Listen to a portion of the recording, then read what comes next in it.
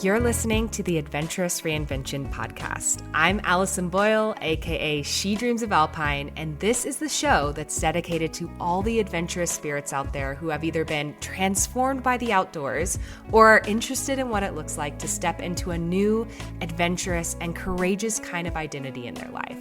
It doesn't matter what your background is in the outdoors, what age you're starting at, or where you grew up. If you're curious about the outdoors and using adventure as a way to reinvent yourself, you're in the right place.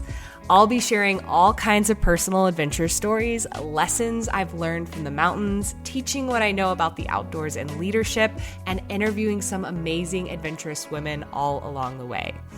I've been coaching women on becoming safe, confident, and self-sufficient backpackers and leaders of their own adventurous lives since 2018, and I know exactly what big fears and self-doubts can pop up along the way.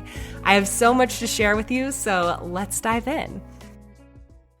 All right. Hello, everyone, and welcome back to the Adventurous Reinvention podcast. Now, today's episode is just a little bit different than normal because I've actually got Kellie from my team here with me, and we have just opened enrollment for the 2026 Adventurous Reinvention Experience. Now, if you're listening to this and you haven't seen that open enrollment announcement yet, it's open right now to our existing clients. So those are like backpacking badass students or anybody who's been on a past retreat. They get a 1 week open enrollment period before we open it to our wait list. So if you want to be next to hear about it, our wait list opens on April 6th. And you can join the waitlist by going to shedreamsofalpine.com/ARE. And being on the waitlist essentially puts you first in line to hear about any remaining spots so that you can grab that spot first, because this is a limited program. We only have 36 spots in this program, and you can also learn more about the program by going to the waitlist. So we're going to talk a little bit more about what that is. But before we dive into today's episode, Kellie is on the call here with me, as I mentioned. And Kellie, do you want to maybe quickly introduce yourself to our listeners a little bit and share what you do with us inside of She Dreams of Alpine? Hello, everyone. I'm back. So you may have heard my voice on the podcast, or if you're a student, you may have heard my voice on coaching calls. So I am the social media and community manager at She Dreams of Alpine, which means I am fortunate enough to be interacting with clients on the daily in the inbox, in the Facebook group, as a coach, and in like social media comments. So I really get to talk to our students a lot, and I do testimonial calls. So in the Backpacking Badass program, I get to be kind of a nerd about wildlife, and sometimes I'll get on my socioeconomic soapboxes as like a prior land management, public land manager and outdoor recreation manager. So I bring a lot of like intricate knowledge of public lands to the Backpacking Badass community. Yes, she does. And also, Kellie is also one of our coaches inside of the Adventurous Reinvention experience. So she helps me not only in our coaching materials and supporting me there, and part of that program is outdoor mentorship. So she helps with some of the trainings that we put together for that. And she's also one of the guides alongside me and in the Eastern Sierras when we do our in-person backpacking trips.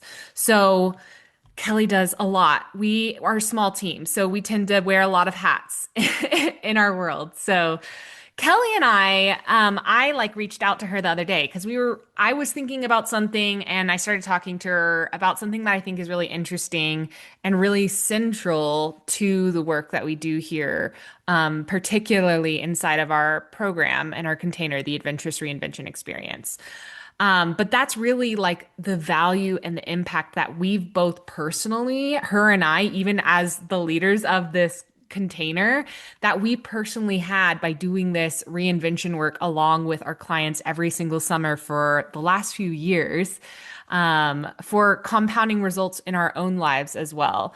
And we kind of just wanted to maybe talk on that, riff on it a little bit more, this compounding impact that this deep work can have, and being in a container like this can have, and also being in community with a big group of women can have on your lives. And I genuinely love reinvention work. It's why I created this container. I love the idea that we're not just like one static version of ourselves for our whole lives, that we can evolve and we can expand and we can step into completely new versions of ourselves over the course of our lives. So, today we thought it would be really fun to kind of like talk about what reinvention actually looks like when you practice it year after year. And just to give you like a little bit of better idea of what this part of our adventurous reinvention experience program is like, because it's such a unique program. It's reinvention coaching, it's outdoor mentorship, it's backpacking adventure in the Eastern Sierra with other women, it's community building, it's so many things. So I've done actually, if you have been keeping up with the podcast, I've already done quite a few episodes on the adventure and mentorship aspects of this program. And so I thought that for this one, it could be fun to dig more into the reinvention piece. So, how does that sound, Kellie? Yeah, I'm ready for it. I was like working on, thinking through this topic this morning and like since we discussed it and it's like I just kind of I think I should give like a content warning. We're gonna get like pretty raw in this episode of like reinventions that Allison and I have personally been through. And so as you're listening to this, thinking like what reinvention means to us and what it might bring up for you, you're gonna hear like perspectives where the reinvention was like really inspired and reinventions that were like came through difficult moments in our lives. Yeah, I love that. That's such a good point, too. So maybe like before we dig into that, maybe we'll just give some clarity on what we mean by reinvention. So when I say reinvention, sometimes I think people imagine something always dramatic, like quitting your job overnight or like moving across the world or blowing up your entire life. And sometimes for sure reinvention can look like, and you and I have had versions of that kind of Yeah, reinvention in our life. definitely. But it's also like sometimes more subtle. And I also want to talk about that because it's also a process of just even micro evolving your identity or breaking out of old patterns or transitioning into a new chapter of your life. Like maybe you're a lot of our clients that come into this program are often like in a season of transition. Maybe their kids have grown up and they're like stepping into something new, or they're trying to figure out what they want to focus on or what this next season is more about them. It can look like a various different things. So in the Adventurous Reinvention experience, we actually coach people through a very specific process around this that can meet you wherever you're at, like big reinventions to small, like micro identity reinventions. And it kind of looks something like this. The first thing that we do is we look at understanding your current identity, how you created the results that you currently have in your life. That's really important to get us grounded. And then we take a moment to expand into all the possibilities that you could create and realizing that your future doesn't have to look like your past. And there's a lot of work that comes with that. And then we start to embody that new identity through action, which is really where the in-person adventure part of this program comes in. I kind of position that in-person retreat in the phase of thinking about possibility and like stepping into it. We usually are out on the backpacking trail together and we get to talk through some of the possibilities that have come up for us. And then when we wrap up the experience, we're really taking the final step of like learning how to become that version of ourselves because that's continuous work that happens beyond this container. But the interesting thing is, this process, for me at least, isn't something that you do once and like you mastered it. Like I find it more powerful to do it again and again and again and come back and revisit. And like for me, it's always this idea of like each year I'm redeciding my life. Like, do I love these choices? Do I feel good about these choices I've made for my life? If not, why have I not changed them? What could that look like for me? And if I love them, then I get to feel great that I've like been intentional, been purposeful with my life and my choice because we only have this one life to live. And so I like having a container where I get to kind of revisit that every single year. So, Kellie, when you hear the word reinvention, what does that concept mean to you personally?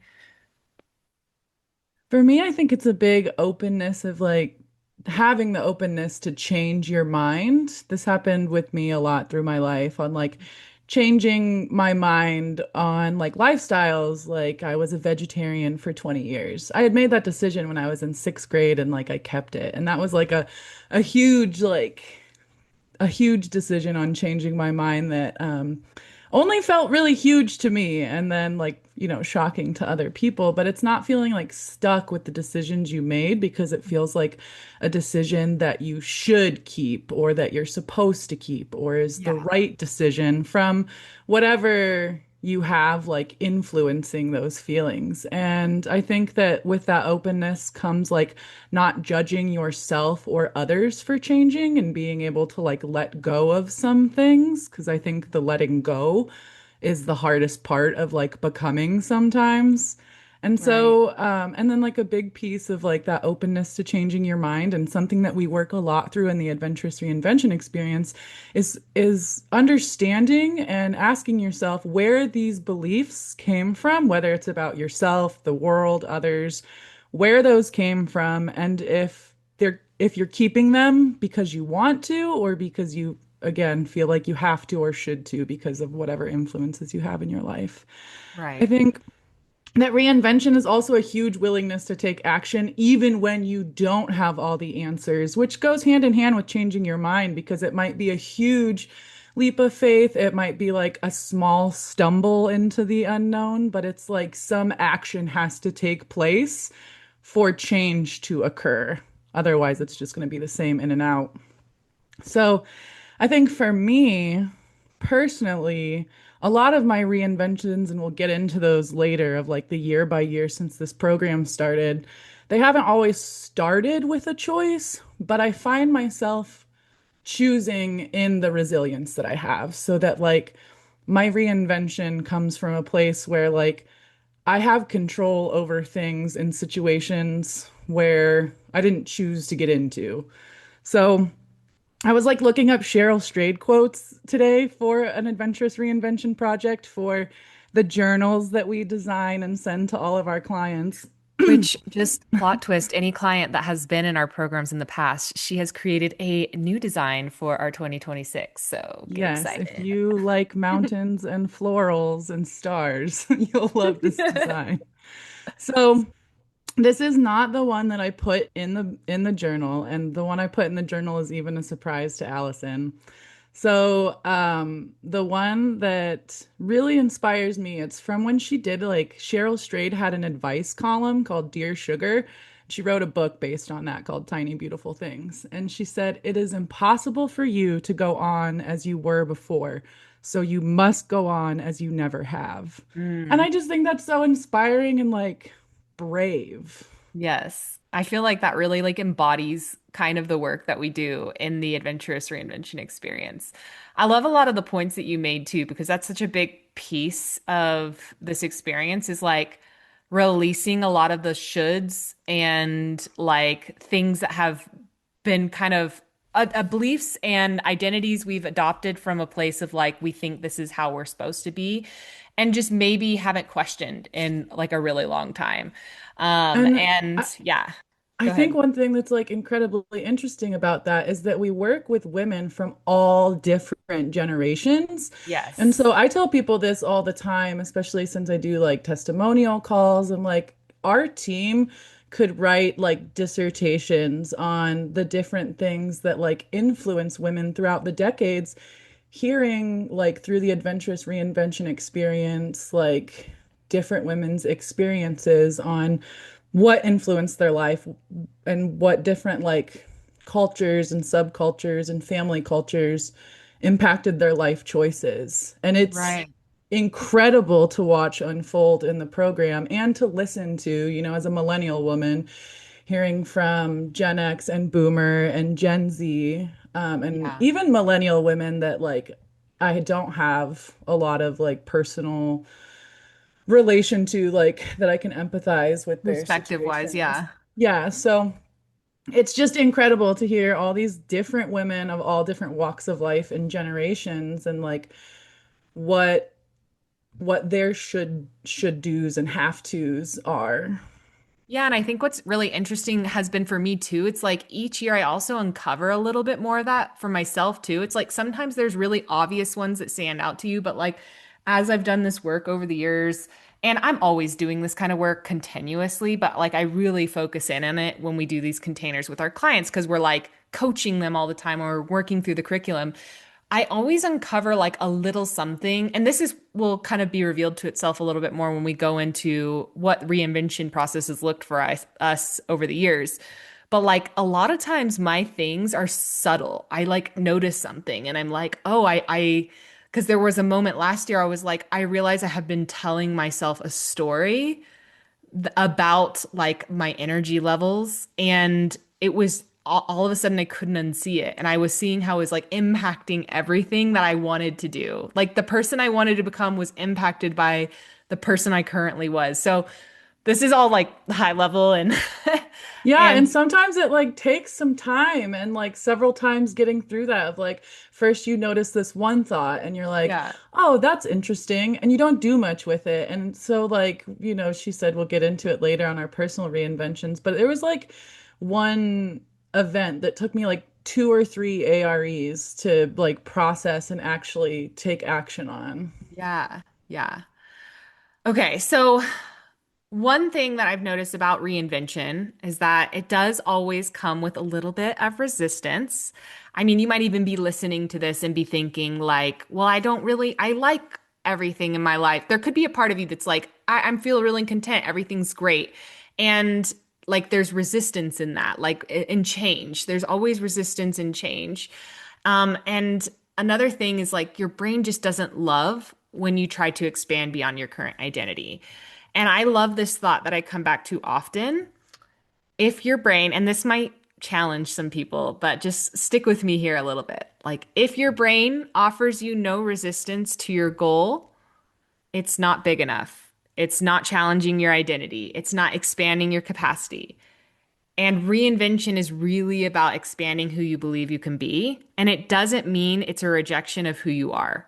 So, like, a lot of times I think people think that reinvention means like it's some sort of rejection of where you are currently. But I actually see it as an opposite. Like, I actually really love where I'm at in life and what I've created and who I am today.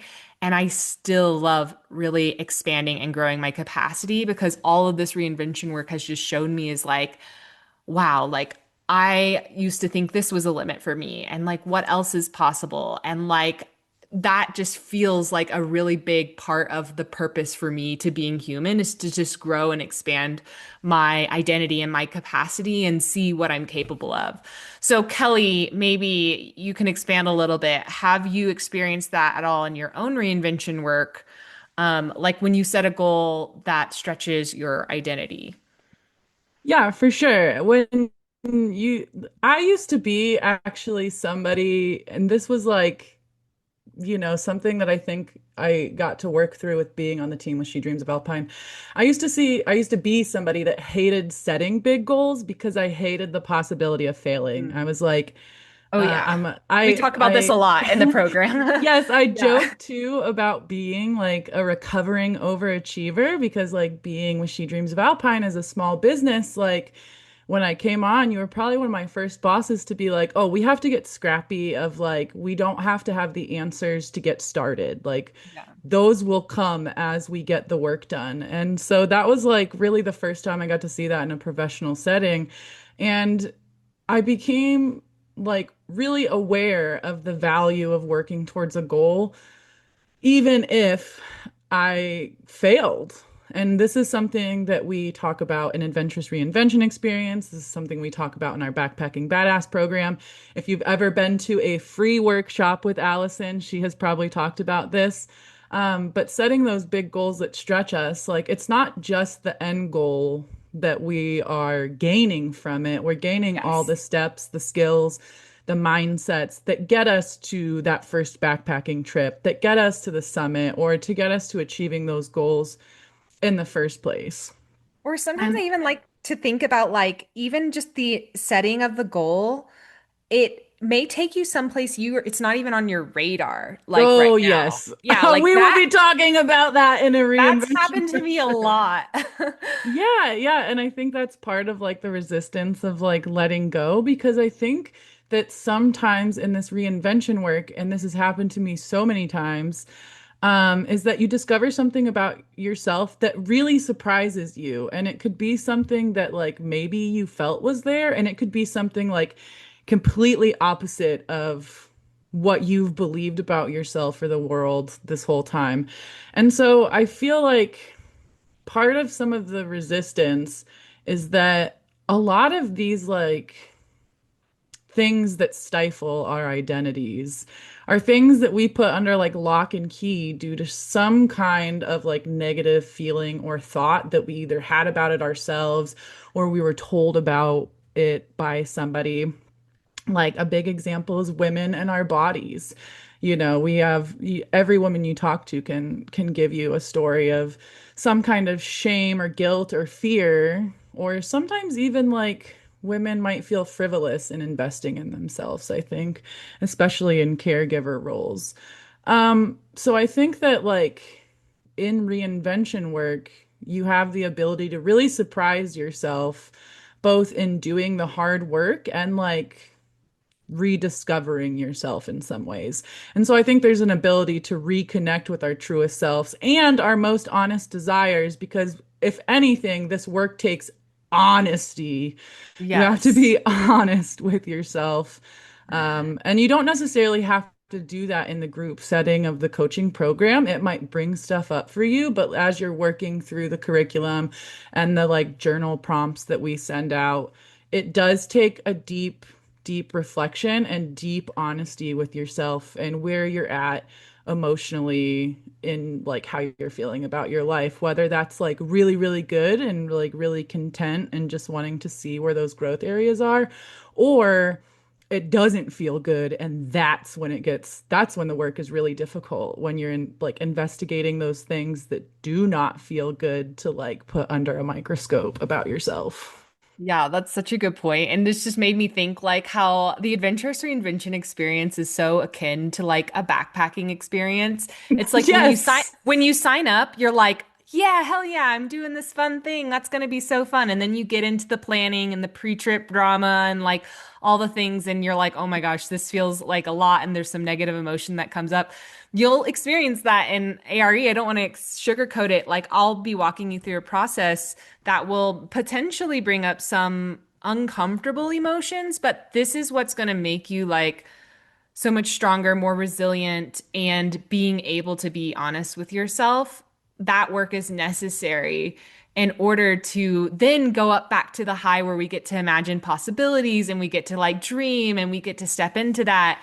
And then we get to go on our backpacking trips together where we get to like kind of debrief and talk about all those things together. And then it comes another hard step where you're kind of stepping into the thing you want to create. But that is like life. That's like what the outdoors has taught me. That's what the mountains have taught me. Like we cannot escape this like 50-50 experience in order to get that kind of transformational change. So it's Yeah. fun. It's a wild ride, but it's fun. And I'm definitely a big believer in like healing in community. And so that's why I think that this program works so well because it takes all of the really hard parts of reinvention and gives people support through it and inspiration through hearing other people get coached and like sharing these really vulnerable moments with a cohort, a group of women, which is, you know, slightly larger this year since we added an extra group. Yeah. And one thing I just want to mention here for anybody who's listening and you're like maybe not wanting to enter like a heavier season, I just want to also reiterate that you don't have to. Like a lot of our clients come into the adventurous reinvention experience too, and their reinvention is stepping more fully into their adventurous identity.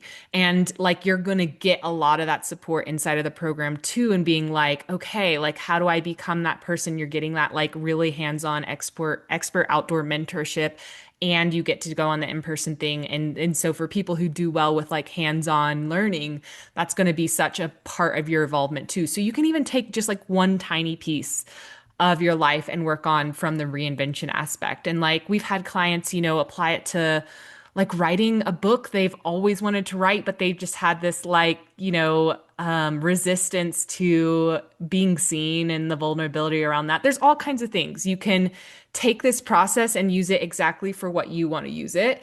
But there's a lot of range within that. And it's just kind of fun to see the different ranges within our community. So, one of the reasons that I love reinvention work so much is because I have personally experienced so many times in my life, and it was the inspiration for this program being born. I'm not going to go into it in too much detail because I literally have recorded podcasts exactly on these topics. So, my first reinvention came after my divorce. I got married young and then divorced young. But that sort of taught me about who I was outside of that relationship. It was the beginning of dismantling a really strong self-limiting belief that I had carried as a woman in this world, is that I needed this man to be happy. I needed that like love. I needed that kind of safety, and really kind of redefining that I could be my own safety and that I could always have my own back. So that was actually really huge for me. My second big reinvention came when I found the outdoors, when I said yes to a new way of living and discovered backpacking for me. It's also when I kind of broke free from a toxic cycle of like numbing myself out from life and disconnecting from people. And it's where I discovered like my internal and external strength and started seeing myself as adventurous and courageous and identifying as somebody who is outdoorsy. And it gave me a lot of purpose and aliveness. And then my third big reinvention in my life was leaving my job as an engineer after 7 years and then starting my own business, which is Dreams of Alpine, which I've been doing now for about 7 years. So almost about the same amount of time as I was as an engineer at this point. But that came from those other two reinventions. Like the mountains had shown me that I could create anything that I wanted in this life, like going through that divorce and learning that I could have my own back and that I was safe with my own myself, and like all of those things really positioned me well to stepping into this new era. So all those reinventions sort of stacked for me. And again, if you want to hear more about those in detail, like if you scroll to the very beginning of this podcast, I think I have like episodes called my reinvention part one and reinvention part two that you can like deep dive on those stories. But those reinventions were a huge part of what inspired me to create this specific kind of container for other women. So we started the Backpacking Badass program in 2019, and we had been running that, and I had been thinking and ruminating about this idea. I was like, oh, I'd love to create a container where we get to like combine this internal work, we get to combine coaching, and we get to combine all this like transformative stuff that we get from the trail and bring it into our lives. And I like want to teach people that process. And I want to go on a in-person backpacking trip with my clients. It was like kind of this two thing. But I think getting outside and being with other women, like that in and of itself, it brings you so close to one another really quickly, like a shared experience and a shared challenge. But I love the parallels like between outside and life. So I think when something's not making sense in your life, you can really make it make sense with the outdoors. So in 2023, so this was like a couple years after Kellie had been with me, um, the Adventurous Reinvention experience was officially born. That was our very first year.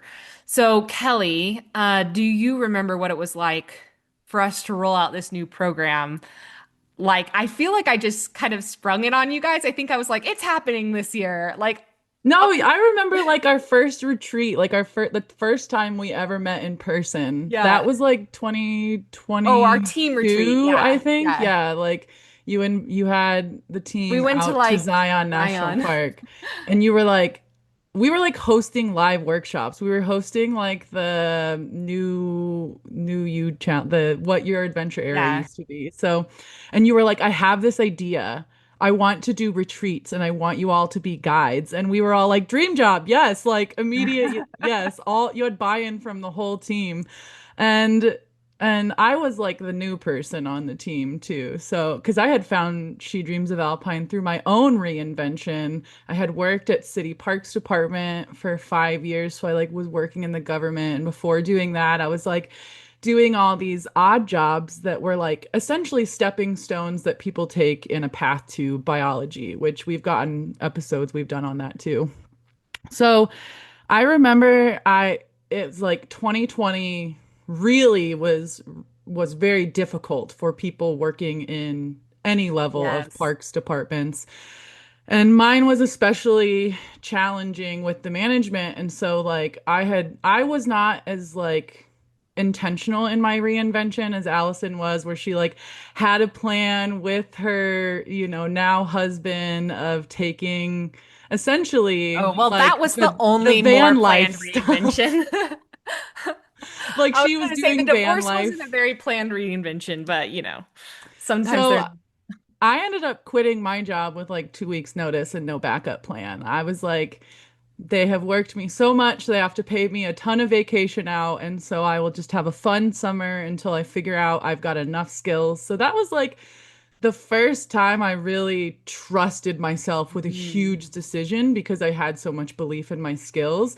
Where, yeah, like, when you've told your story before where you're like, the worst case scenario isn't I'm going to end up in a box. It's that I'll probably work like a server job or a barista yes, job. yeah. Like, I have You have great to tell your skills. brain these things. You have to, Yes. I was like going to say that's really like powerful of you to have had that like thought that I have skills and I can figure it out. Like that's a lot of people like they get stuck there, right? In that like I don't know what I'll do and they don't answer the question and you did. So, Which that was like a big thought, looking back, I'm 35 now. I was 26 then, and so I was like, that's a some big girl processing for like my first big girl job that wasn't just like walking around looking for tortoises in the desert. So I had actually found Allison from an ad and I was like, I want to teach backpacking. How is she doing that? And then 2 weeks later, after I started following you, you had posted that you were hiring. And so that's how I ended up joining the team. And that was crazy. another micro reinvention of me believing in my skills because I'm a social media coordinator. I had never made an Instagram reel in my life because they were like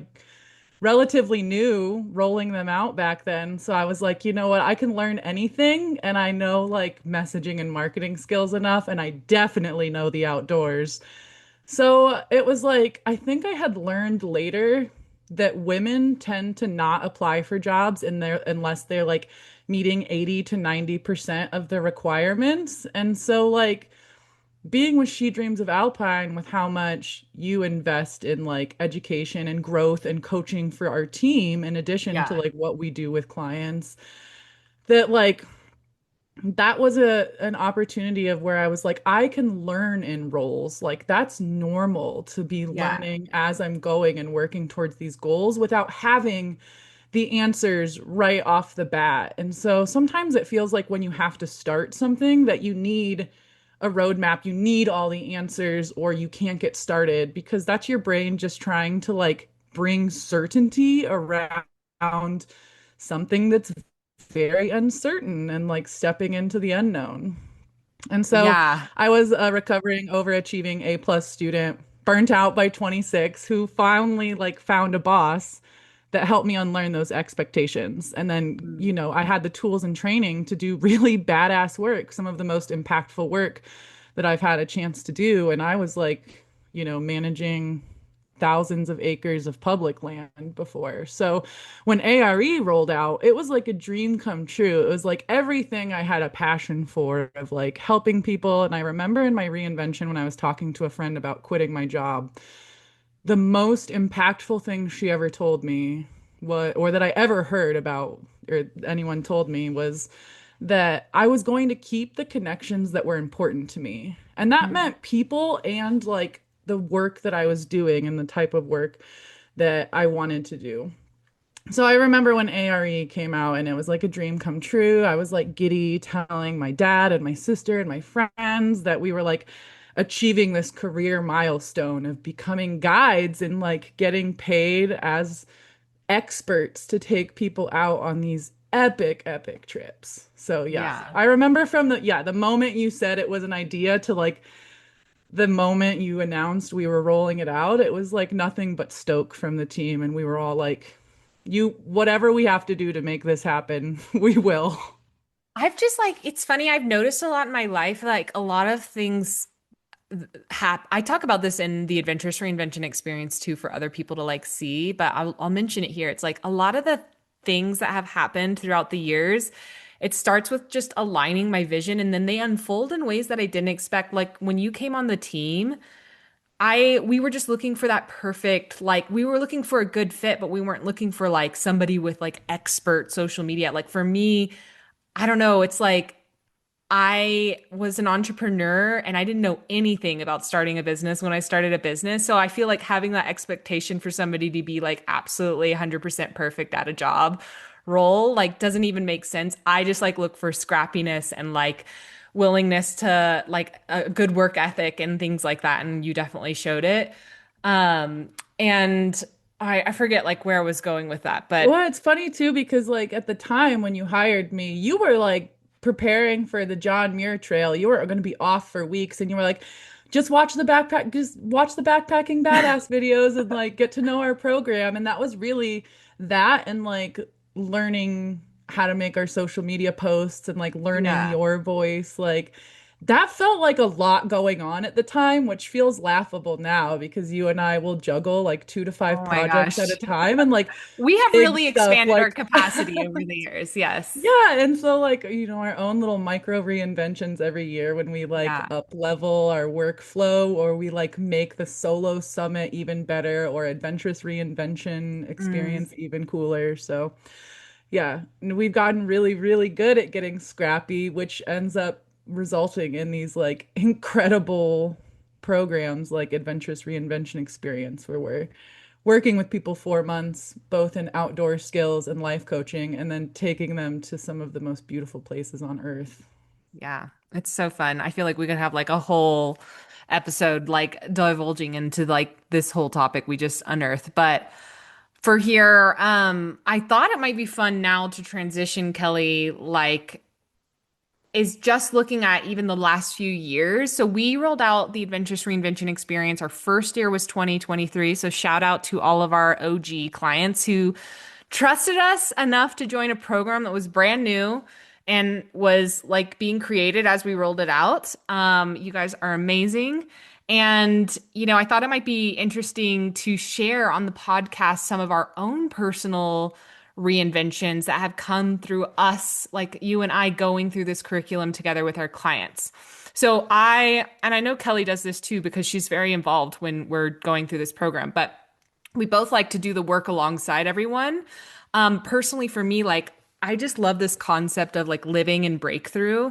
Like, for me, it feels like flow when I'm constantly thinking, like, bringing awareness to what I want and the desires and the life I want to create. And it's not like sometimes I think people set goals at the beginning of the year and it's this very stagnant sort of like relationship. For me, like, growth and evolving is a very dynamic thing that I'm coming back to every single month. And I've really stepped into that more over the last few years, especially becoming an entrepreneur. But I like doing this deep work alongside our clients. And this process that we have set up really works for me to step outside of the box. And to, again, always be kind of like redeciding my life on purpose, like doing things really purposely is kind of a key point here and getting ourselves out of autopilot because sometimes we'll like start doing a thing and then we're in autopilot to our lives and we're not like questioning it and just like making sure I'm on the right path and I feel aligned with like what I want to create and who I want to become. And at least just revisiting that. It doesn't mean I have to make any drastic changes, but it's like, hey, let's just pause, let's reflect a little bit. And it's, only sometimes like an hour or so a week that you're doing that work, but it's still like so valuable and so important. And what you'll see as Kelly and I kind of go through our examples is sometimes it reveals itself later on in this process. Like I don't always go into the experience with my clients knowing what I want to work on. In fact, usually I don't. Usually it kind of comes to me as we're going through the program too. So I think like maybe let's just start out with 2023. Now, for me in 2023, like I don't remember actually that year specifically if I was focused on something personally because I was really like in the middle of building the Yeah, reinvention framework. you reinventing yourself as a life coach Like, and a yes, guide, a huge guide. So you had like a that year I had huge just gotten career certified as a life reinvention. coach. Yeah. And like, that's a whole nother conversation. I think I had almost delayed this program for so long because I wanted to have those certifications to like be able to like prove it to myself. But it was so funny. Once I got the certifications, I feel like it didn't really add anything, but somehow I gave myself permission to like step more fully into this idea. Like I had already gained so much knowledge, but it was great. It got me out of my box. It got me to create this program. And I think when I was going through this process and building the curriculum, I was playing around with a future dream of mine, which I am going to reinvent myself as one day. It's just not right now. It's maybe like 10 years from now, but it's like being a sailor and owning a sailboat. So I was playing around with that in 2023, but maybe like for the listeners, you can explain a little bit about like what you were working on that year, if anything came up for you specifically. Yeah, so this is the part of the podcast where it takes like a little bit of a heavy turn. So I want to give people a content warning that I'm going to talk a lot about loss, personal loss, grief, and themes of suicide. So much of my reinvention work has, like I've mentioned before, not been of my choosing because of loss and grief being like a consistent theme in my life. So in 2008, when I was 17, my mom died by suicide. And so that was, I have to grow up very quickly as a kid, losing a parent in general, but suicide adds like this new complex layer to it. And so between that loss and our adventurous reinvention experience, I had recognized I had been burnt out by 26. I was always like go, go, going. I was a volunteer holic, like from the moment I was like 13 before my mom passed away. So when 2023 and we started like doing the adventurous reinvention program and we had these prompts that walked people through these different investigations of their life and their beliefs, it was kind of coming up for me that I had not been processing my grief, which not just pertained to my mom, but I had a lot of losses leading up to 2023 as well of lots of other relatives. And they were kind of like rapid fire losses, which complicate grief even more when they're so fast you can't even process them. And so it was like a theme, not with just me, but my family of us just like busying ourselves to not have to think about that grief or to sit in the discomfort of it. And so through Adventurous Reinvention Experience, our first one, that kept coming up for me. It was like that and moving out of the Midwest. Yeah. And so I was like, well, I'm not going to move out of the Midwest anytime soon. And there was like a micro shift in Adventurous Reinvention Experience where I actually learned to love where I'm at. Because I was like, I think I've been told to hate the Midwest, and I don't actually hate it because I love the Great Lakes. So, Oh, that's interesting. You kind of like came full circle with it. You're like yeah, questioning the belief, and then you're like, you went to the other place, and then you're like, wait, questioning that again and coming back. yeah. And it's like I still was living a very adventurous life. And so I kind of Yeah. got closure on that piece of my life in this like micro shift. And then I was like diving more into my grief and trying to think about coping mechanisms and like processing for that. And I was like reading a book on our personal retreat, like the days you and I had before and after the retreat, that was like, I think it's called The Gift of Trauma. And it's about post-traumatic growth, about growing forward from an experience instead of only bouncing back from it, Hmm. which I talk about later. So, and then when I was like working through processing grief and like what that looked like. And I was feeling like hopeful about processing grief. And then days after, like the day after I got back from Adventurous Reinvention experience, which was a wild trip. If you haven't listened to the episode about our 2023 Mount Whitney trip, it Yeah. was crazy. And it felt like there was a tropical storm. There were like landslides on the mountain road down that we were safe out there, but We posted it like a couple weeks or like a few weeks back, so you can find it like in the yeah. episode. And it felt like a physical representation of what was about to happen in my life because we got down off the mountain. I get home, and then a day after I get home, I find out my dad died. And days after that, I find out my dad died by suicide. And so now I had this reinvention of how do I move through life with this extremely heavy baggage? Yeah. So it was insane. I was like, when my dad died, my brain was like pelting me with all these big ideas that I knew I did not have the energy or the resources at the time. And at the time, I couldn't understand, like, why am I having all of these like huge ideas right in this like horrible time? And I Yeah. think it was my brain trying to fix an unfixable problem, or maybe it Yeah. was like what I was working through coming up of being like, you better stay busy, like, you better like make something out of this. And I also so, think that speaks to like as humans, grief isn't simple. Like the way we process as humans is like hmm. so up and down and like its own experience for each individual person too. Yes, and it doesn't always make sense when it's happening. Yes. And, I was like spending 2 to 4 days a week we have a community grief center that is ran by a hospice center. And I was in like therapy every other week because it was just too hard to be around friends without like breaking down. And so I Yeah. had to find these like safe spaces and communities and coping tools to process all of this, which was like, like a forced reinvention. It was not something that I was like, I'm going to be inspired, which it helped having that setup from ARE of what I wanted grief to look like moving forward. But it was really like a sink or swim survival situation. Like Yeah. it felt like suicide was becoming like a family condition. And I was like, well, I never thought that this could happen once, let alone twice. And like, Yeah. what does that mean? I'm capable of dying by suicide? And so it was like a really scary time and a Yeah. really heavy time. But when I was getting pelted with all these ideas, I was like, you know what? Like, I don't need the answers right now, but I am going to keep these. And sometimes my phone will like show me that note of like, it says like grief project ideas. And I Yeah. see all these like huge ideas. And there was one that I picked that I actually was like, this could be cathartic and a good coping mechanism. And I started learning how to play the drums because I was like, I used to play roller derby. I joined that 2 years after my mom died when I was 19.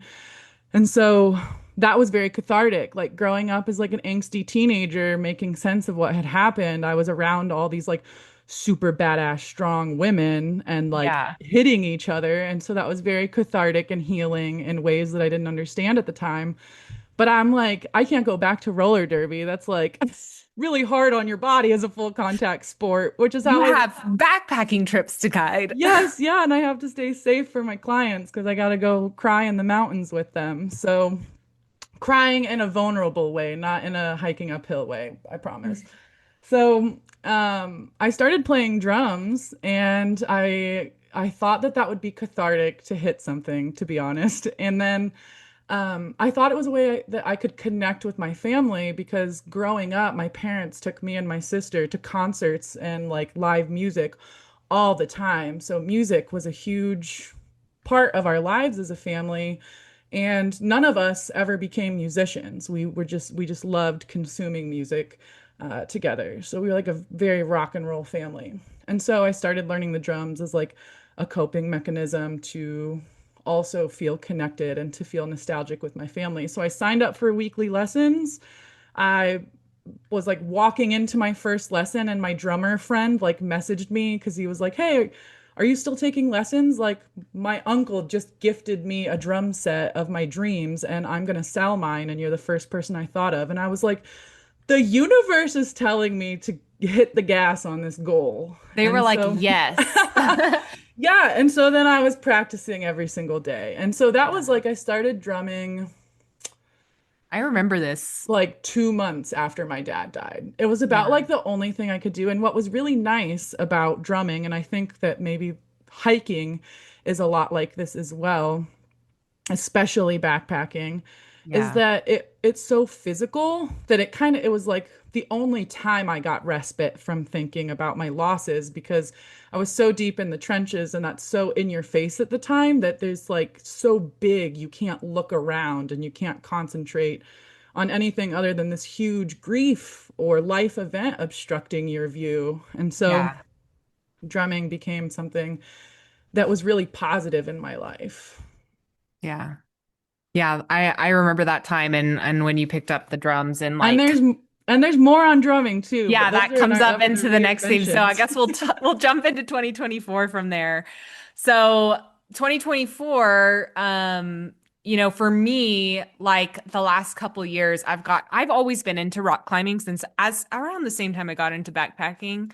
I was always a rock climber, but I'd always climbed with Michael and I always climbed very scared and I always had like a love for it. But then there was always this like, especially when it came to like lead climbing, which is a certain style of climbing. If you've followed the podcast, I've talked about it in a few episodes. So I won't get into it. But there's like a particular aspect of lead climbing where you're really confronted to face your fears and also confronted to rewire your relationship with fear, or else you won't make progress. And so I remember in 2024, like having this strong desire to like find the fun in falling on lead climbs and leading more and finding the fun and or even being like just more present to the climb in general because where I had been previously in the past was I would start lead climbing and then I would get my body physically would take over in fear and I would like lose the entire experience to fear and my legs would shake and I wouldn't be like focused on the climbing at all. I would only be focused on the worst case scenario and it like robbed me of the joy of climbing. And so I knew that there was something in exploring the rewiring my relationship with fear there that I could see might impact other areas of my life as well and also be a really good tool that I could take on and talk with clients on even not related to climbing like just outside. So I was like, okay, this sounds like really fun. If I get to the end of 2024 and I feel like lead climbing is fun and I can be more present, that will be such a huge win for me. And then in general, in the context of that, like I was also wanting more climbing women friendships and community. So there was a big theme around that, like building community, especially with female friends, transforming my relationship with fear in a next level kind of way, as particularly with climbing. And so, yeah, that's what my reinvention in 2024 was really focused on. And I can look back on that year and say, like, I absolutely did it. Like, I made some female climbing friendships, and I got to the point where I was like, no longer terrified to lead a climb anymore. And that was, it sounds like a small thing, but it was like a really big deal. And it leads me into 2025, but I'll wait. So Kellie, maybe you can jump into your 2024 year. And I think one thing too is that's like beautiful about outdoor adventure is it really is a practice in being comfortable with being uncomfortable, Hmm. even if you're not like at the concept of or at the point of having words for that concept or being able to describe it. Because if you've ever met like an adventure girly or like a total dirt bag, Yes. we were like we'll do some crazy stuff for like a great story. Like when I say crazy, I mean like pushing our bodies to different limits. Um, Or even just to give it a more relatable context, like imagine you love the idea of solo hiking and solo backpacking, and you love the idea of the freedom that it gives you, but like there's a version of you that's just like terrified, and you just have this fear, and it's like keeping you frozen and keeping you stuck. And when you go solo, you're not able to get out of your head because you're like thinking about all the things that could go wrong, and your brain just always goes to the doom place.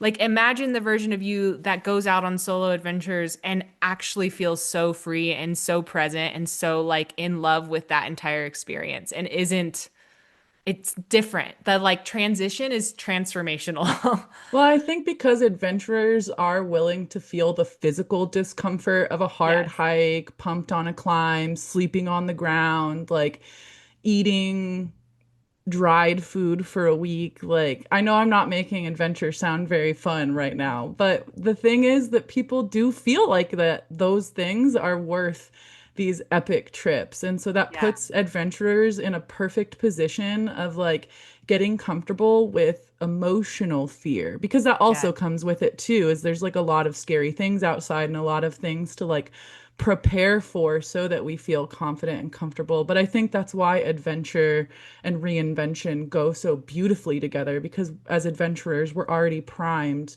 to sit in that discomfort of something and know that the payoff is going to be worth it. Yeah, and So I think that like just before you jump in, that made me think of something. It's like my past like 10 years, a lot of my reinventions had been on my personal side, so it's been kind of fun again to like jump into like reinventions on my adventurous side. Like the climbing in specific for me has been just super fun to like tap into that and the nuance of adventure and like my relationship with it. So, that's a great point too, like putting growth into your passions and not just the things that you think are going to like advance you professionally yeah. or for others. So I think that's a great point to make. My 2024 is what I kind of referred to as a recovery year. This is the year that I was just trying to get back to capacities because Yeah. when a person goes through something extremely stressful, there are physical effects on the body caused by the stress that your body is going through. And so sometimes people think that the effects of stress may all be in their head, like their muscle aches or their fatigue or their brain fog, which is not true at all. Like the science behind that tells us that you're having like actual physical effects. And it can reduce your capacities when you go through a traumatic life event. And so 2024 became my year of how do I get back to my normal capacities, living with my new reality, and how am I going to transmute this pain into purpose so that it Mhm. doesn't feel so hopeless, essentially. And Yeah. so I was going to the grief center, like I said, like several times a week. And in 2024, I was like able to continue to reduce that while like also increasing my social activities. So now when I go and give advice at the grief center, I tell people like plan stuff to look forward to and follow through anyway. And I think this is Yeah. true for reinvention is you have to like plan it and you have to follow through no matter like how you're feeling about it. Unless you're making like a risk assessment, then you uncover something is unsafe. But if it's just like uncomfortable feelings or like inaction because you're distracted by other things, like Yeah. um it helps to put those things down and to follow through with them. Yeah. And so for me, drumming and being social, that drumming felt like the only positive thing going for me. And so it was like all I could talk about because I was also uncovering from 2023 that I wasn't actually that happy in my relationship, but that was a big scary one. Like that's a whole other can of worms of dependency and fear and independency and self-sufficiency. And so I wasn't Right. actually ready to process that yet, but we'll get to that reinvention later. So drumming really felt like the only positive thing I could talk about. So when I was able to get to be social again and go out and talk to my friends or go to get-togethers, they were so excited and inspired by me. Like, not thankfully, they weren't annoyed that I wouldn't shut up about drumming because I have incredible friends and they wanted to start learning instruments because of it. So, This is kind of like akin to like when we tell people like you become the person you want to be adventurous wise first, and then your community yes, kind of like follows. That's talk such a about like it. good example, actually. And it's like such a it was such a lesson to me that like grief was a lesson that I could ask for help and like people wanted to show up in my life and Mhm. be in those roles to help me as somebody that was like always a helper. Yeah. So then when I was telling my friends and I was sharing these goals, they got excited about them too. And so then three of us started a jam group because one friend wanted to learn guitar. Another friend knows guitar, so she's like, I'll learn bass. And so we had like a jam group, essentially like an all women jam group. We had never played, you know, we hadn't been playing our instruments until like we talked about it. It started once a month, then we liked it so much we did twice a month. Then we started doing dinners before band practice, and then it was weekly. And so, about a year after jamming, we decided we were going to be a band and we had to go searching for a singer. And so, we actually found our singer. My bassist and I went to a drag show and there was a non-binary person performing drag and they were singing Paramore live, which if you don't know the band Paramore is like a punk rock band with woman vocals, and Haley Williams is the front woman, and incredible vocals. Extremely difficult to sing. We were like, that's our singer. And I like cold pitched Mhm. them on Instagram, I think like a month or two later. I just said You I got like your shot. I know I was like I have there was another, we'll get to 2025 on the reinvention, but I was like I have nothing to lose. So I messaged them or I commented on one of their singing videos and I said, if you ever want to be in a band, message me. And they immediately messaged me because as it turns out, they were trying to be in a band for like 7 years and they were like working with people that it didn't work for them. So they had this huge dream to be a singer. So they went out singing on stage and we found them and we were like, please join our band if you have time. So 2024 was also a lot of concerts with my bassist because that felt really nostalgic to like what I would do with my parents. And then it felt like I was studying music with a bandmate. And she is also really into the outdoors and wanting to get more into like backpacking and stuff. And so she talks about those goals with me, and I'm like, well, I'm like the perfect friend for that. So we would like plan, for example, we would drive down to Alabama for a music festival, and then on our way back up, we'll stop at Mammoth Cave National Park and take a cave tour. And so we were combining these two different like adventure aspects of our life with music and nature and like Mm. planning trips around them. And actually last weekend we just did it. We went and saw Peaches in concert at in Chicago, and then we went hiking the next day at the Indiana Dunes National Park. So I love that. balance. Yeah, it's been so cool like watching you like step into your musician era like and really just like run with it in a way that I think neither of us quite expected when you started drumming, you know? That was You're ne and like, that's the thing too about the reinvention is that was never on my radar to start yeah. a band. I think deep Sometimes you down I start with like always a thought it was cool. curiosity. Yeah. Yeah. Like the child in me was like, hell yeah, I want to be in like a girl pop punk band. Yeah. For I mean, but this sure. is just such a point to the fact that like sometimes people think you need to like when it comes to reinvention, you need to know like the end goal. But often like reinvention only like starts with a small curiosity. Like that's true Yes. of your story and my story too. Like we'll when we get into 2025 it's going to unfold even more, but it was just like I wonder if I can rewire my relationship with fear or with lead climbing, and that evolves into something else. And for you it's like drumming came out of a place where you needed to like Hope. find an outlet for grief, and then but also it was a desire as well, like something you were curious about. And so I always like tell people to trust curiosity to be a compass, because that is what led me to starting my own business. It's what led me to the outdoors. Like I've honestly, it has not led me in a wrong place so far. So It's curiosity is definitely every time I do a values list, every yeah, time it's on there. curiosity is there. Yes. Like and that because curiosity for me encompasses adventure and like Yes, it's such a adventurous yes, emotion. and growth and like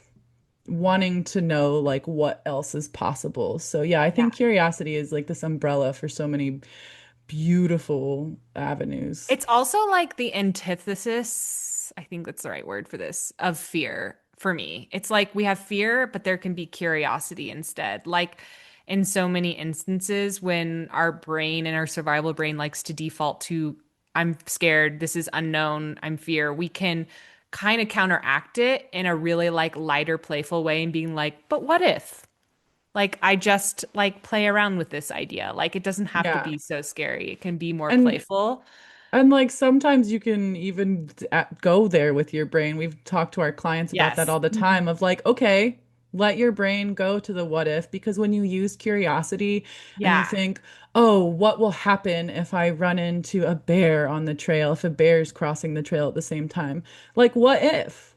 So Yeah. Like, then, you're able to actually work back when there are those fears where you're worried about what's happening that might have a possibility outside, you can work backwards from that or like quitting your job, either one of us, where we're like, okay, we're very smart women with great skills and like pretty badass resumes. We'll be fine And we can find, like, we found this job, Like we'll we'll find other figure it out. jobs. Yeah, and Yeah, really like building that self-trust too. Yeah, it's for such a sure. big piece. So Okay, curiosity is just such a great value. and then the latest year that we've done the Adventurous Reinvention experience is in 2025. And so that was last year. So that was our third year running it. And I think for me, when I went into 2025, I actually didn't, going into our Adventurous Reinvention experience container, I actually didn't have this clearly set out for me. The reinvention unfolded during ARE more clearly. Like I remember going on driving to the in-person backpacking retreat and the long drives, y'all, are like where I get my most biggest aha moments and inspiration. So I have to like do that more often for myself because I just know that about me. Because you have the time to think and really digest things and listen to things and slow your mind down. So for me, I remember driving up. We had been doing the work all summer and I was still working through climbing and some of those goals and making a lot of breakthroughs. And I had recently made just like a really key friendship in my climbing community, like one of my best friends now. Um, and it dawned on me, I texted my friend, I was like, "Do you have a really big climbing goal that you're excited about?" And she was like, "I've always wanted to lead climb a 512." And I was like, I had never, like her saying that, it was something that it's so funny because we talk about like endless possibilities and not limiting yourself in the adventurous reinvention experience is part of phase 2 that we go through with the clients. And it's funny, I had noticed that I was limiting myself to thinking that that is something that's way out of my realm or like wouldn't be possible unless I really like worked too hard or like it was just going to be too hard for me to achieve or something. And when she said it like that, I was just like, fuck it. Let's go for it. Like that sounds fun. Like and it used to be this thing that felt too serious. And all of a sudden it felt fun and I knew exactly that was like my next kind of reinvention is becoming the kind of woman who could lead climb a 512 outside. So, yeah, I that was it's a very hard thing. I haven't done it yet and I'm still kind of in that reinvention. But in general, also that epiphany came alongside another epiphany I had gotten while also going through a coaching program I was in as an entrepreneur with my coach, my business coach. And she pointed out to me that a lot of times I would tell her things that led with, I'm tired. I don't know if I have enough energy for that. She just pointed it out to me one day. She was like, I noticed that you're like always trying to argue for how tired you are and how much you have on your plate instead of like advocating for the potential that you might have to do all of these things that you want to do. Because the rub was like, I wanted to do so many more things, but then I kept telling myself I didn't have the energy. And you're never going to create more from that place. Like, I was never going to step into the version I wanted to step into if I constantly was telling myself I was too tired or didn't have the capacity or didn't have the energy. And it was like a It's like huge aha also, moment for me.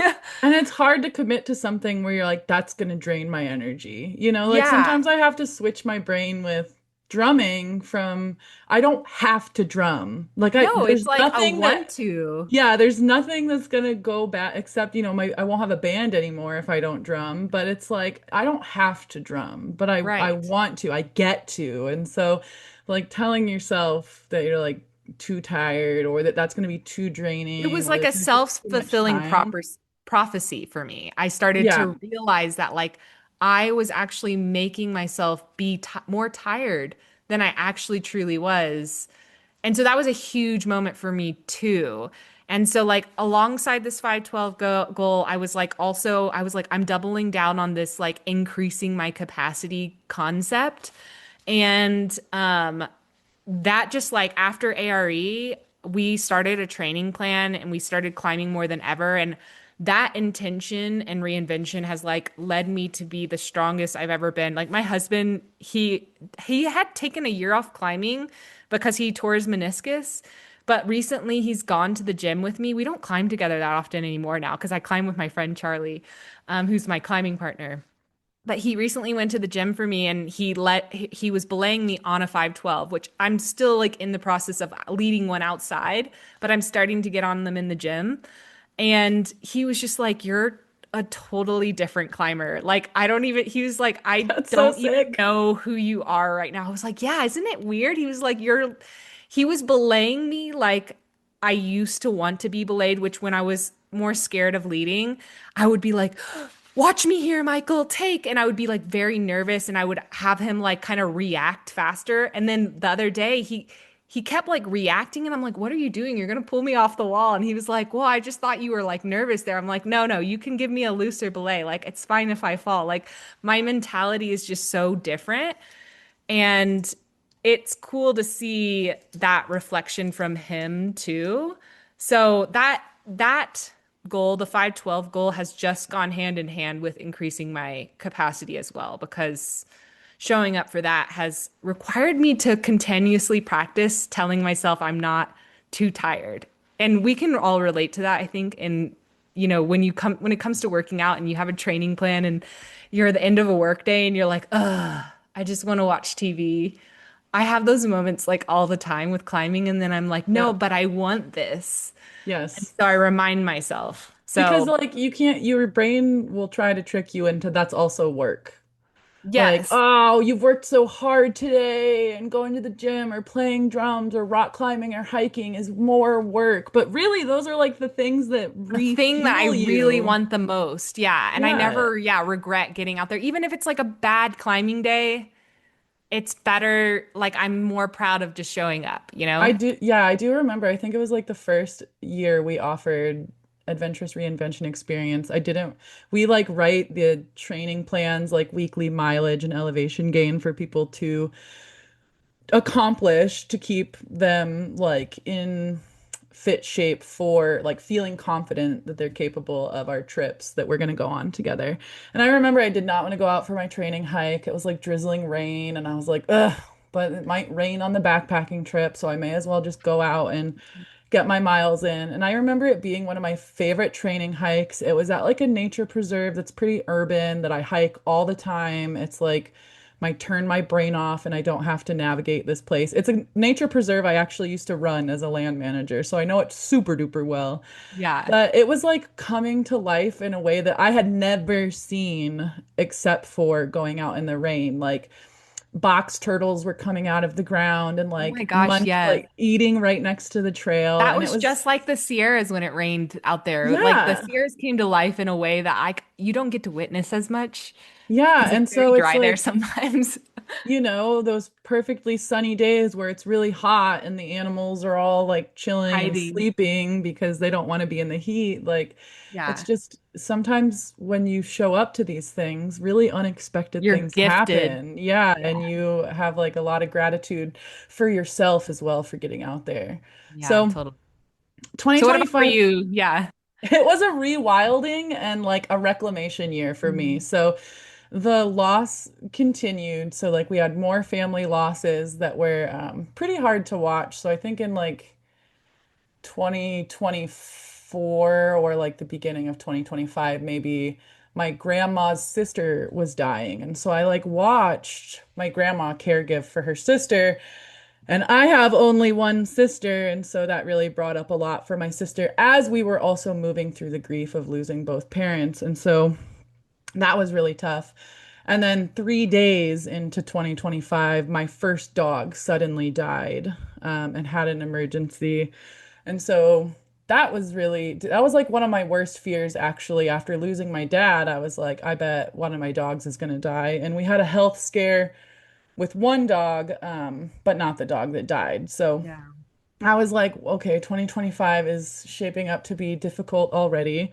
And like I had mentioned, I had in the back of my mind since 2023, I was like kind of rethinking my relationship that I was in.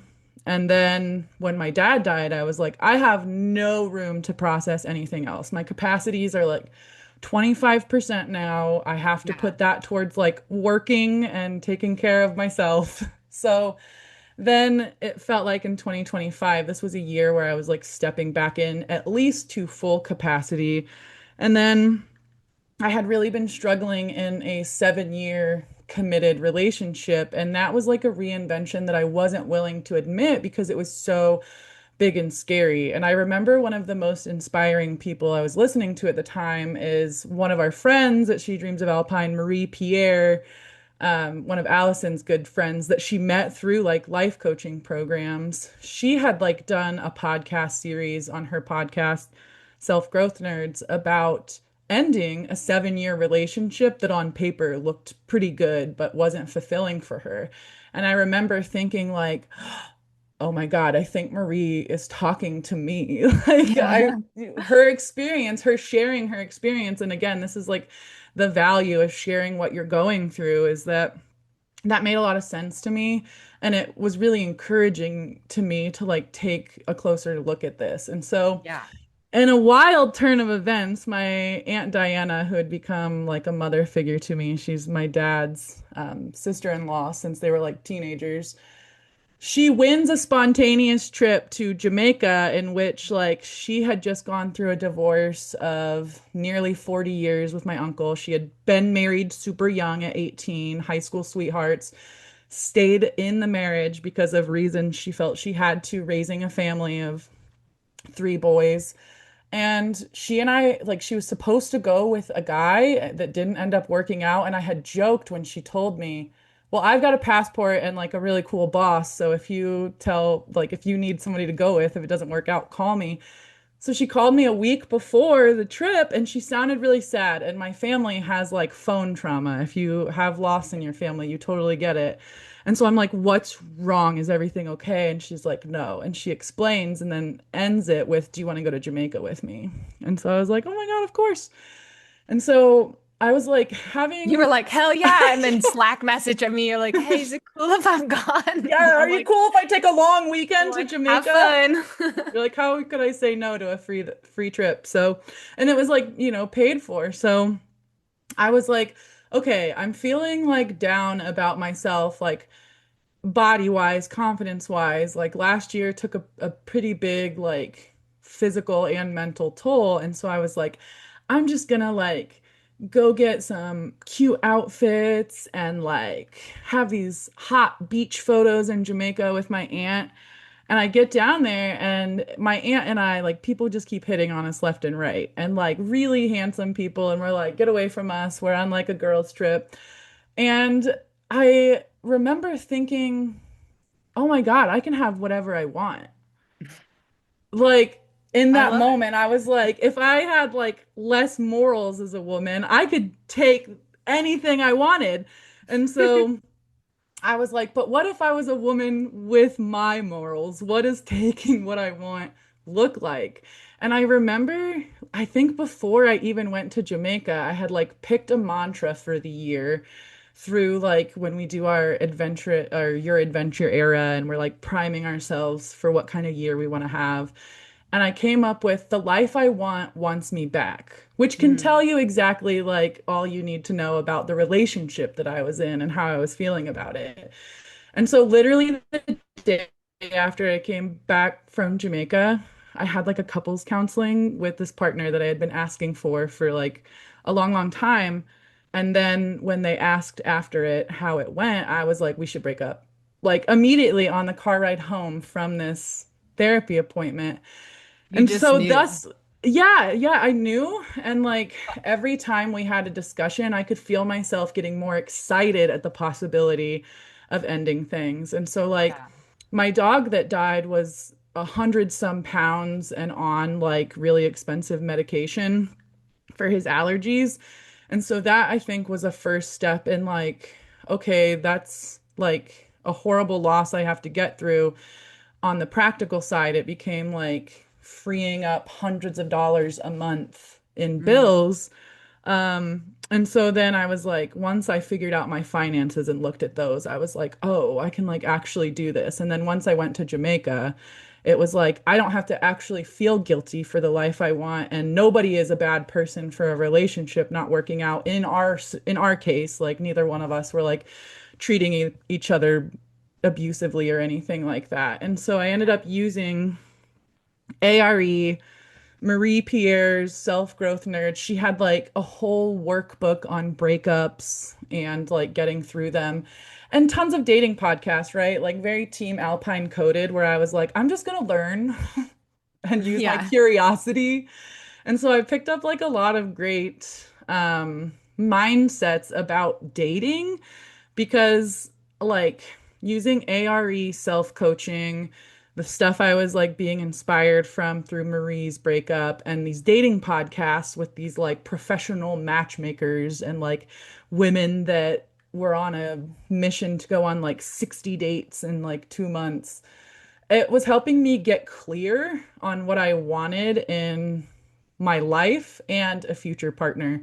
And so, like, I remember one of my big things was like writing a list of needs versus wants so that I knew what I could compromise on and the things that Mm. I could not compromise on.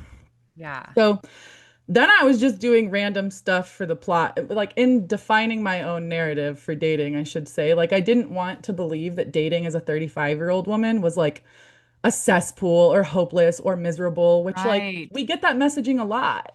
You Like, do. And also people like reinforce it all the time. I think this a lot with things. This is just like making me think of like people say this about the economy a lot.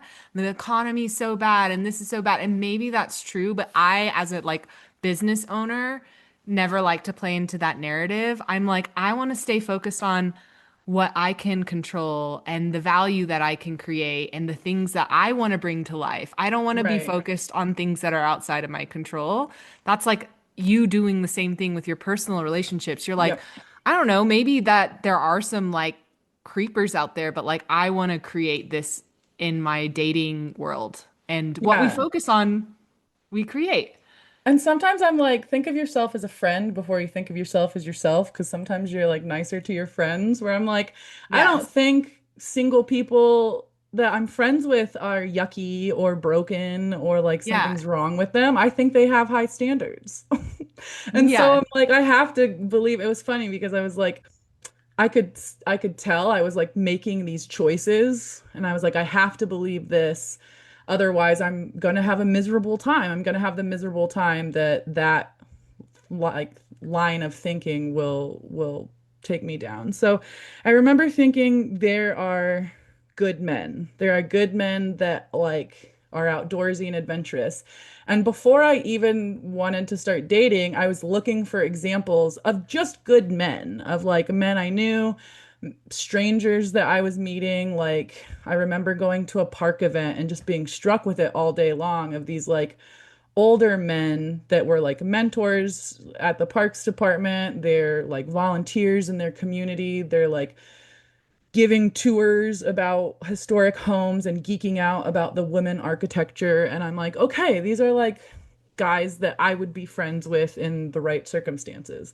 Yeah. So my brain, because I was telling myself, I was choosing what I was believing, I was finding the evidence for it. And that was Yeah. something that I took heavily from ARE of like, I have to give myself the prompt and like find my The right evidence. lens, you know? Yeah, and so then I was Yeah. just doing random stuff for the plot. And I know that if there are any 2025, especially intermediate clients listening, like they're gonna love the updates because Oh, yes. I was just doing random stuff because by the time I had my breakup in June of 2025, um, I think I didn't hear about all the stuff going on until we like saw each other in person. I was I like, I don't have a know lot to fill how, you but in we must have just on. had a really busy July and then just didn't really get to talk much until I picked you up from the airport. And then I was like, oh my gosh. Because right after I got back from Jamaica, I went to Isle Royal for Oh, like that's right. 10 Yeah. days with my Yeah. bassist. And then, like, 2 weeks after that was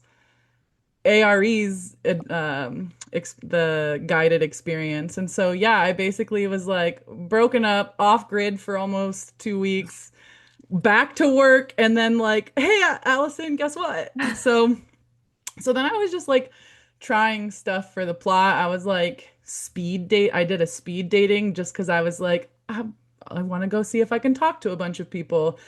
I ended up volunteering at a climbing competition in town at a local gym. And one of our clients from the 2025 trip that I was on came up. This was after the trip. She drove up. We live in the same state, and she volunteered with me. And she was also single and was talking about that during the hike. I put on fishnets and dressed in this like really promiscuous outfit at a protest to see if I could hand out flyers faster for like community action events, which that is like pertinent later because that was me reclaiming like being able to dress that way and that like everything was okay. I wasn't like a terrible person and like nothing bad was going to happen to me. And like, what if I just had some fun? And so then I remember on the 2025 intermediate trip, I felt kind of bad because I felt like I was like kind of riling up clients because we were having a lot of flirty, girly fun, like those of us that were single. Uh, we were just like daydreaming and giggling about our perfect partners. We That were was like, like "Ooh, that guy's the cute." 2025 intermediate group was the giggliest and like most Alpine dippy group we've They had were like, yeah, in the amphibious. They like history of Airy. we would have to be like, "We don't have time to swim in this break. Put your shoes back on." Yeah, it was fun. So it was like fun because it was like women of all ages. I remember like there would be some of us that were like louder in the group that were, and again, I've also not always been very vulnerable. Like this is something that came with the grief work too, and like Mm. being able to process difficult feelings and emotions in community in front of others. And so we would have women of all ages like giggly and like being really open about these dreams. And then I'd be walking on the trail, we're walking together all day, and our 73-year-old client would come up and she would say in a really low voice, like, "Oh, I've like thought about my dream man." And she would like tell me on like a one-on-one what that brought up for her. So it was fun to Yeah. see like, some people really reveled in that and like doing it Well, in a giggly girl group, and some people still got the value of like listening and being in that energy and then like yeah. finding safe ways to process it that felt true to them. And I was gonna say, like, on that note, it's like really fun to see how like our reinventions, not just me and you personally, but even our clients, like how they influence other people working through different things too. Yeah. Like you said, like certain people were really inspired by the massive transformations you were going through over the summer with your relationship. And then we had several clients that never thought they would ever get into rock climbing that like are like one of our clients I had talked about it so much that she just like took a leap of faith and was like, I'm getting into rock climbing. And she signed up for our Kalymnos retreat and now is like climbing 3 times a week and has built like a massive community around rock climbing. It's just like fun to like share that cohesive energy together, I Yeah. guess. Yeah. And we just had a post in the Backpacking Badass Facebook group, the student group, of two women from the Adventurous Reinvention Oh, Experience yeah. They went to 2025. Patagonia. They went to Patagonia together because they were like, "You want to do something big, I want to do something big." One of them lives in the Midwest, one of them lives on the West Coast. They like made a distance training plan, just like they basically took what we did in ARE and applied it to a big goal they wanted to do together. Yeah. And that was like the value of talking about goals with each other. And we also had Yeah. lots of conversations about like deep relationships when I was like talking about the fun and flirty stuff. It was also bringing up like how did you get to your breakup point with somebody who like looks okay on paper but maybe you don't feel fulfilled with. And so like it wasn't all just fun, bubbly, giggly stuff, but that stuff was like carrying us through. It was the hope that carried us through those heavier processing moments of, is this a relationship I want to stay in? Is this a job I want to stay in? And so, update to all of our 2025 clients, and I've even had some of them email me to ask, through all of this doing stuff for the plot and like asking myself what if and journaling and doing all my prompts of introspection, I met somebody in October that basically matched my wants versus needs list that I created from all of my dating reinvention, the very intentional work I did that I, had to do before I could ever meet him because he ended up being somebody. There was like one thing on my needs list that he didn't meet, and it was ha like not having kids. So my whole life, I thought I was going to be somebody that didn't have kids. I definitely don't want to birth kids. I thought that my only compromise would be that I might like adopt a child Mm. with somebody. But then I met somebody who literally had, like on paper is the man of my dreams. And the one thing standing in the way is if I date somebody with kids or not. And so I just jumped in. I was like, I'm going to trust myself. I'm going to trust him. And like, I'm going to trust myself above all to be like, if something's not working out or I feel misaligned or it is too much, then I can trust myself. Like, I've done hard things before and I can do Yeah. hard things again. And so it's been amazing. We are together still. We just had like a co-parenting family day with his kid where it was like, his ex, her partner, him, me, the child. And so it was like crazy. Because in 2024, I saw a psychic for the first time. And I just, at that point, just wanted to talk to my parents. And at the end of the session, the psychic keeps bringing up a dark-haired man that's coming to restore my sense of family, which at the time I Mm. was like, I don't want to hear it. Like, what you're saying doesn't match the person I'm with. I don't know what you mean by Yeah. sense of family. And so I was like, whatever. Thanks for helping me talk to my parents, but I don't know what you're talking about with the rest of it.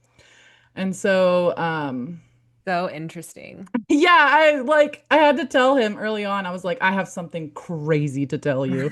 And so at the end of 2025, I already knew that my 2026 reinvention would be like undoing this thought about myself that I like couldn't raise kids or be involved with somebody with kids and unpacking. I don't necessarily need to know where that comes from. I think I have Yeah. ideas, but now it's like stepping into a more hopeful idea that somebody else inspired me because I'm like, well, I love this man. He's great. I'm gonna do whatever to be with him. If that Yeah. includes like being a fun stepmom, then I guess it's like stepmom era time. And Yeah. then what really scared me, because I thought, that would be a big sacrifice of lifestyle. And I think a lot of adventurous women probably hear that, like, oh, once you have kids, like it's all over, things like that, because it is, massive responsibilities.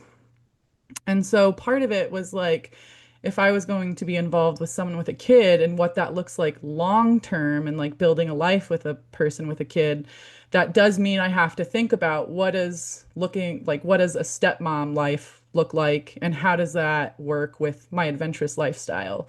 What am I giving up, if anything? And so then I had to look again for the evidence of that working out for people, which I found inspiration from our backpacking badass students that are always posting about taking their kids out and their grandkids and like what adventure looks like for them. And I was inspired by your friend Meg, which Meg Mm. in the Forest on Instagram, which she's been on the podcast before. She's done the Grand Canyon series with you several times. She goes canyoneering with her 3-year-old. So she's got a Yeah. child the age that He's badass. yeah, the age of my boyfriend's son. And then Lauren Hronick, she's the backcountry mom. It's like generational, her family growing up in the outdoors, which, spoiler alert, both of them will be speakers at our solo summit. And one of them will be talking about adventuring as a busy parent.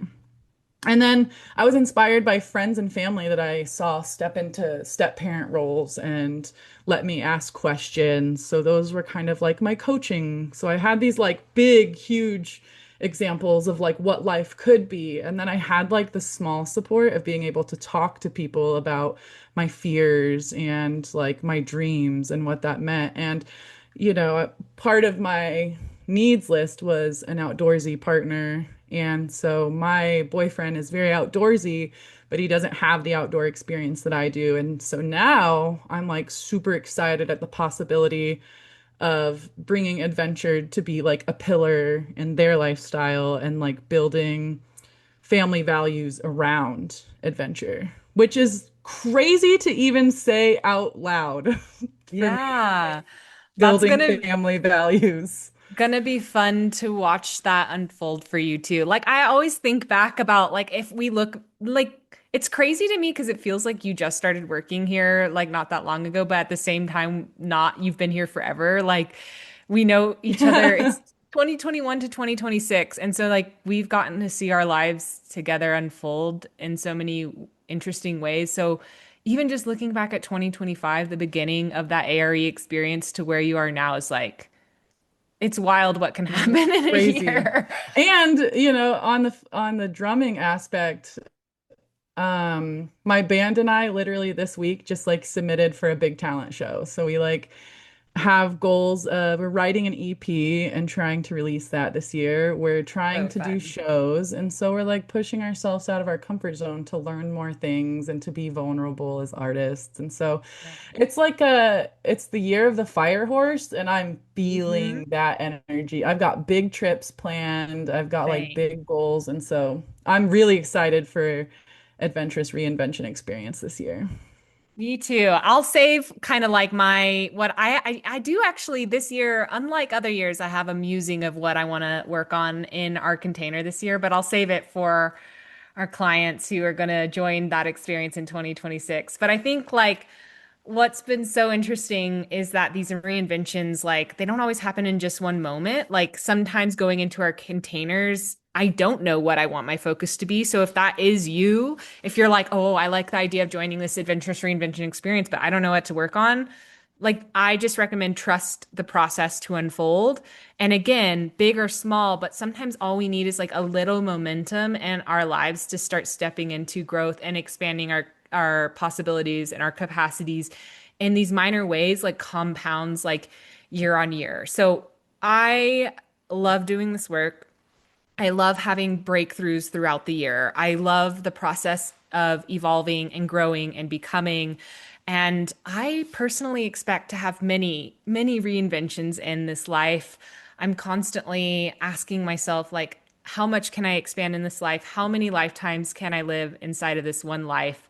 How many different versions of me can I even uncover? Kind of like Kellie was saying, like, she had this version of her that never imagined like building family in a particular way, but now she's like reinventing that idea of family for herself. Like, it's just fun to be fluid, I think, and not so rigid with like who we are and like again following that curiosity. So I think that is so so fun. I know that Kellie and I are we're like already we could yap and yap and yap forever. So I want to kind of bring this work home. So something I've been thinking about a lot is why like the value of like the whole episode point of this was like the value of reinventing yourself again and again. And it's something I've been thinking about a lot lately. So sometimes people go through reinvention work once and it like opens the door to new ideas and new possibilities and new concepts.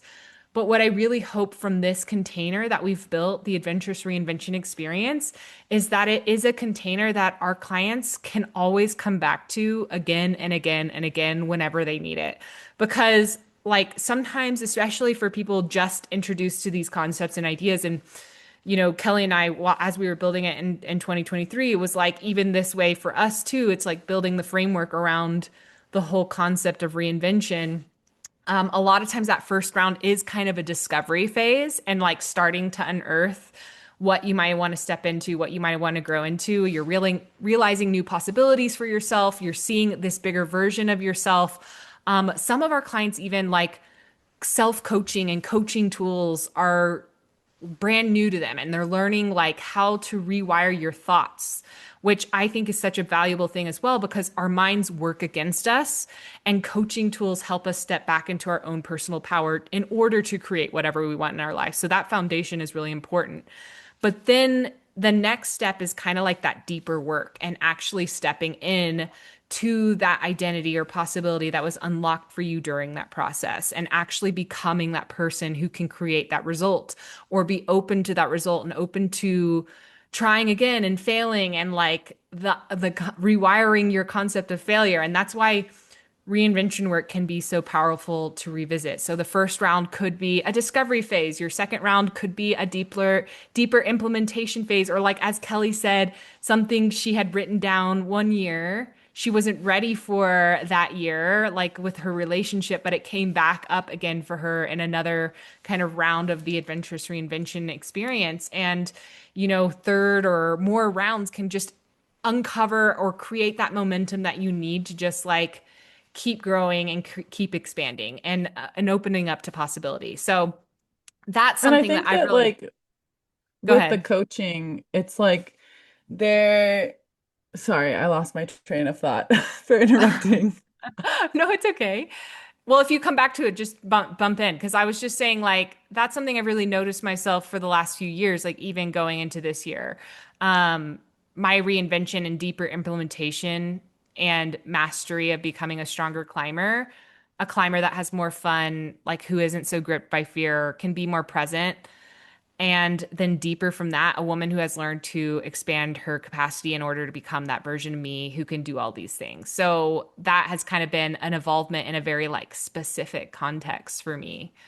Yeah. And So I do think you I've remember what you were going remembered, to say? I do, yeah. So I think that when something's in misalignment, even if you don't have the words for it and you're just kind of maybe feeling something's off or like everything looks good on paper, but you're thinking, like, I Like, I should just be want to feel more happier. alive. I should, yeah, I should feel more alive. I should feel happier with my life. Like going through the coaching and being around others that are in the same energy that has the power to like bring that out. And the things that are misaligned will like find alignment some way. They will like come out Yeah. one way or another.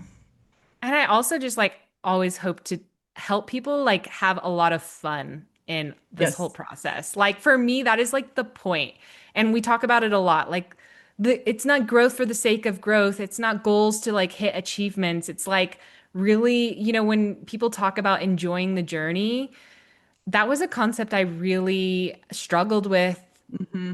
especially when I first started my business, I was like, how do you enjoy this journey? It's so hard. And like over the years, I've really found a lot of peace in that. And that has been like another layer of like, if you can learn to enjoy the journey, it's like, it sounds so cheesy and like inspirational quotey to say, but it's True. just this like beautiful place to be at. And that's what we hope to kind of give you in this container. So I think the biggest thing that I want people to take away from this conversation that we have is that reinvention isn't something that only has to happen once. Like it can become this really beautiful practice in your life, and it can become this lifelong adventure of discovering who you are capable of becoming and following your curiosity. And for me, that's super fun. It's very exciting. It means we're never stuck, right? A lot of times we feel stuck when we limit ourselves. I love knowing that we're never done growing and there's always new possibilities waiting for me to unearth and discover. So, Kellie, if somebody's listening right now, feels like maybe they're standing on the edge of a potential reinvention in their life or they're like excited about this concept of feeling more alive in their lives, what would you want them to know? Few things. First, trust yourself. If you've been feeling this way, it's probably a solid sign to take a look deeper into that. And so, trusting your intuition that something is calling your attention, even if it might be a little scary to look at first. Trust yourself that you can take action without having every single answer when you start, and that as Mm, you continue to take action, those answers and that clarity begin to unfold and show themselves as you continue to show up for your goals. yeah. Trust that there will come a moment, and hold on to this one when things are hard. Trust that you'll feel gratitude for the version of yourself that did the hard work, even without the clarity of where she was headed. I Yeah. remember when this moment like struck me so hard.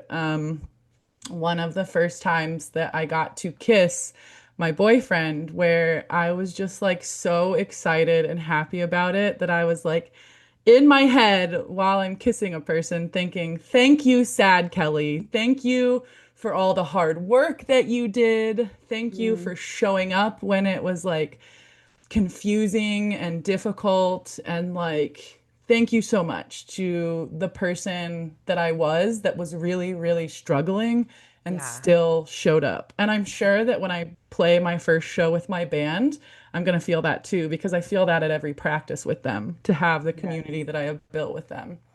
And if you need community and guidance, Adventurous Reinvention Experience is the roadmap to guide you to your wildest, most fulfilling life. I love that. Thank you for sharing all of those points. And if you're listening to this episode and something in this conversation is resonating with you, like you can feel that pull towards something new in your life, or even just like an idea of exploring that, I want you to know that you don't have to figure it out alone. Just like Kellie said, it is exactly why the Adventurous Reinvention Experience container exists. It's why we created it. It's a space where women can come together and do this work really intentionally, slow down enough to ask those big questions, to break through limiting beliefs that have kept us stuck, and explore new possibilities for who they want to become, and to do that work alongside an incredible community of other adventurous women who are doing the same thing with you is really powerful. And the coolest part about this program is that we don't just talk about reinvention concepts. Like we really work on embodying it all summer. We spend 4 months coaching through this process together, and then we get to actually physically take it into the mountains on an epic backpacking adventure in the Eastern Sierras in California, because there's something incredibly powerful about stepping into a new identity while doing something that stretches you physically, emotionally, and mentally. So for me, it's one of the most magical experiences that I get to be a part of every year. So I just want you to know that if this conversation has sparked something in you, if you're feeling that curiosity about what your next reinvention could potentially look like, enrollment for the 2026 Adventurous Reinvention Experience is actually currently open. Again, right now it's open to our existing clients. So those are backpacking badass students or past retreat clients. They always get like a 1 week first dibs at spots. And then it opens to our wait list next. So our wait list gets second dibs on spots on April 6th. So if you want to learn more about the program or get first access to any remaining spots in this experience, again, you can join the waitlist at shedreamsofalpine.com/ARE. And honestly, whether somebody joins us once or comes back again and again to deepen the work, my hope for every single woman who goes through this experience is that it's just the beginning, that she gets to keep expanding, keep exploring, and keep discovering new versions of herself. Because, and this is going to sound cheesy, but the adventure of becoming the woman that you want to become is one of the most beautiful adventures that we get to experience in this life, in my opinion. So, So, thank you again, Kellie. Did you have any final thoughts? no, just thanks for listening, everyone. Yeah, we're super excited. We recorded this a little bit ahead of open enrollment, but I'm sure if you have already joined us in this experience, we're so excited to do this work with you. If you're considering joining us, like we hope you'll take that leap of faith and join us. You can always reach out to us and ask any questions if you have it. But we're so, so excited about what 2026, the summer, is going to bring. I'm sure it's going to be Yeah. full of so many fun surprises. So Yeah. Can't wait to hear everybody's big dreams. amazing. All right, we're going to wrap this up because, Kellie and I just delivered you a long one, but we hope you enjoyed it. We hope it gave you some insights and some behind the scenes on like what the reinvention part of this experience is like. And we'll talk to you next time. Bye. Hey, I wanted to thank you real quick for tuning into the show and listening all the way to the end. If you love this episode and you want deeper support in becoming a safe, confident, and self-sufficient hiker and backpacker, then head over to shedreamsofalpine.com/waitlist to learn more about our Backpacking Badass coaching program, where I teach you absolutely everything you need to know to be self-reliant on the trails and stop waiting around on others for the adventure invite. So I'd love to help you more in your journey of stepping into your adventurous identity, and that program is the absolute best place for us to start working together. So again, that's shedreamsofalpine.com/waitlist, and you can learn all about it there. So that's it for today, folks. I hope you get to spend some time outside this week, and I'll be back very soon with a brand new episode. Bye.